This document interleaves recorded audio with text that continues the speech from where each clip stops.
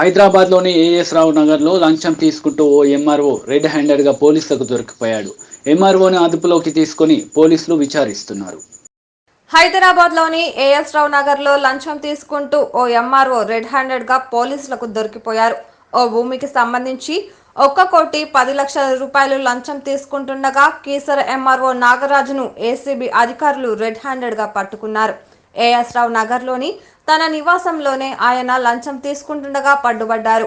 దీంతో వెంటనే నాగరాజు ఇల్లు, ఆఫీస్లో ఏసీబీ అధికారులు సోదాలు నిర్వహిస్తున్నారు.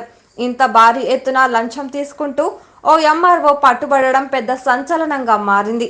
కీలక ఎంఆర్ఓ పరిధిలోకి వచ్చే రాంపల్లిలో 28 ఎకరాల భూమికి సంబంధించి వివాదం ఉన్నట్లు తెలిసింది.